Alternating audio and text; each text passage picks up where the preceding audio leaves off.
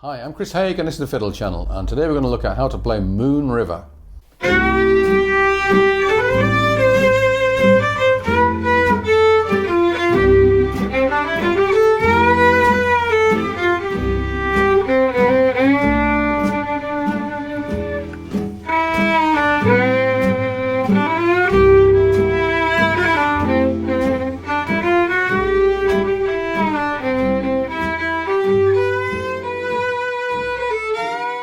Moon River was written by Johnny Mercer and Henry Mancini, the Dream Team, and they wrote it in 1961 for the Audrey Hepburn Breakfast at Tiffany's film.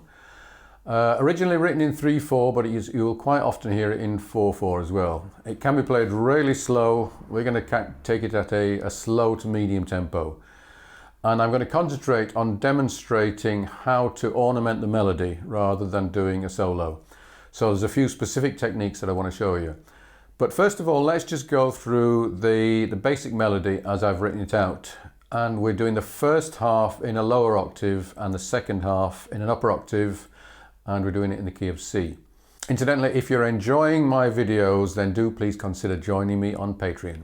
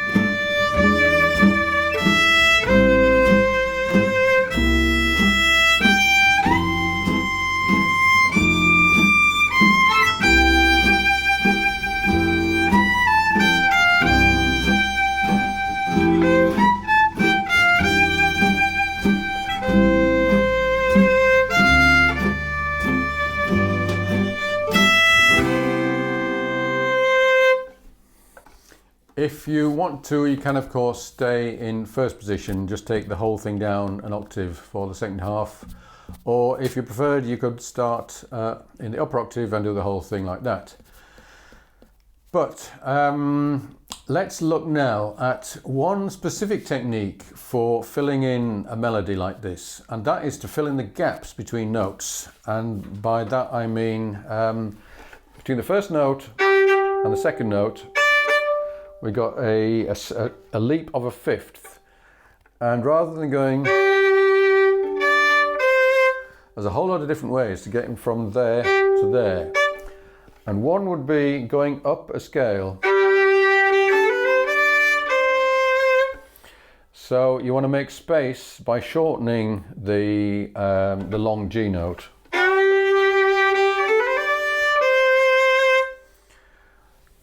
So that's playing them as even semiquavers. You could do a slightly different thing, which is part of the major scale and then a bit of a chromatic. So that's 5 notes going up. Or you could do a completely chromatic scale, like that, which I think is totally unnecessary, because all of these versions do kind of the same job. And the other thing you can do to fill that is a kind of a smear, where you're just putting in a few of the notes and hinting at the rest. So it doesn't really matter which exact notes you play. So it's a mixture of a bit of a slide and a few notes in there. I think the second of these is my preference for that particular thing. But because it's kind of a nice opening to the tune, just playing it is boring. Just adds a little bit. And the filling in the gaps between notes is something you can do a lot of. So that could be. Just fill the gap between the B and the A with a little first finger doing a chromatic thing. And then from there to there. And then again.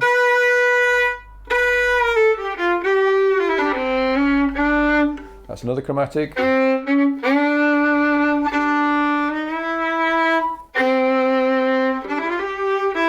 This one we've got another jump of a fifth.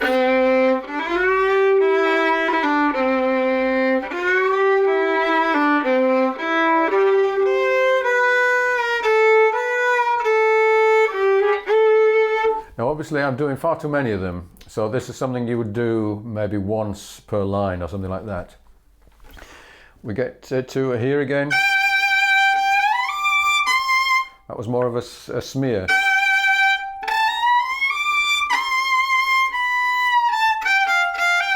Now here I'm doing what's called a hammer-on.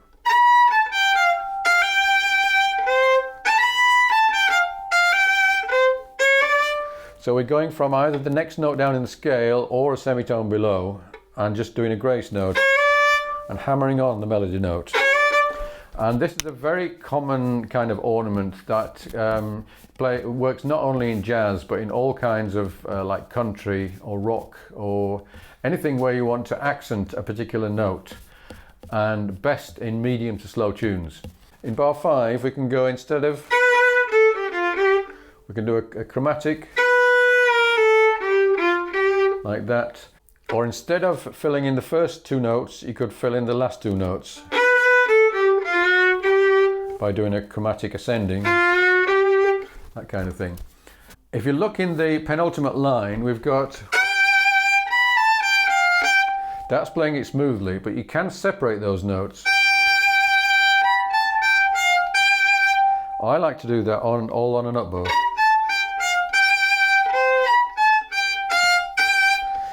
Because this phrase happens twice, you definitely wouldn't want to do it exactly the same both times, but doing at least one with those separated notes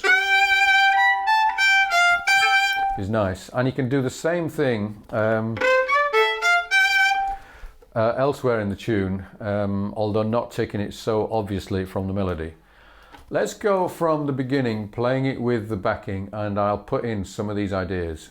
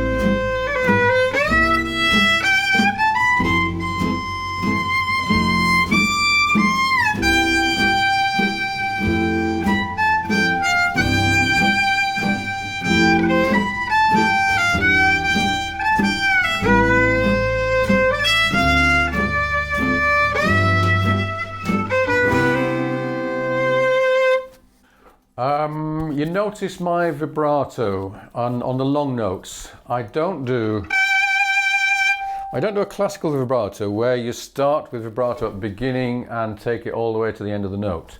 What I tend to do is to start a long note with no vibrato and then bring it in about halfway through and possibly make it a bit more intense at the end. That makes it a lot more interesting and it makes you sound a lot less like a classical player. If you're playing this really gently, then it's a good tune for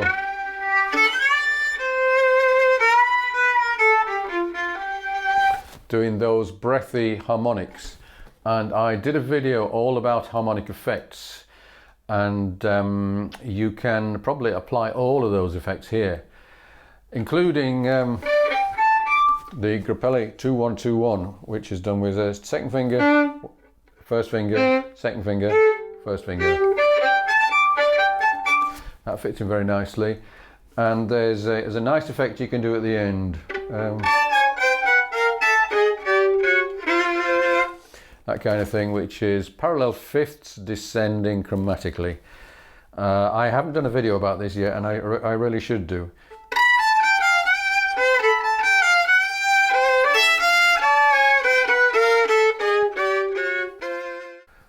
So I'm going to do it one more time, and this time lots of harmonics and some of those parallel fifths chromatics.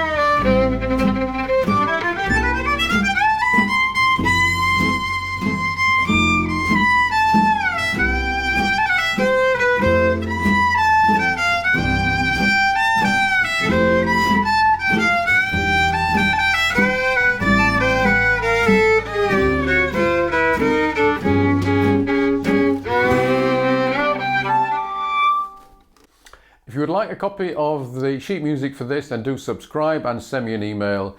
If you'd like to get all of my PDFs in one go, as well as lots of other benefits, then please consider joining me on Patreon, and that's what keeps all these videos coming. Thank you for watching. See you again soon.